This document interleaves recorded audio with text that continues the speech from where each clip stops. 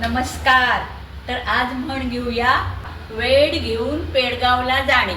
अर्थ अगदी सोपा आहे. सगळं कळत असूनही कळत नाही असं दाखवणे. अहो, 64 कलांमध्ये ही पण एक कला आहे बरं का. आळशी आणि कामचुकार लोकांसाठी खूप चांगली. एखाद्याला म्हणलं, अरे तू ते काम काल सांगितलेलं करून ठेवलं का? कुठलं काम? मला तर काही आठवत नाहीये. मग एखाद्या नवीन सुनेला म्हणलं, अगं ती पोळी भाजी तेवढी करून ठेव.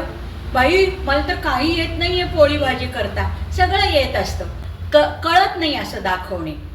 काही काही लबाड लोकांसाठी हे ठीक आहे.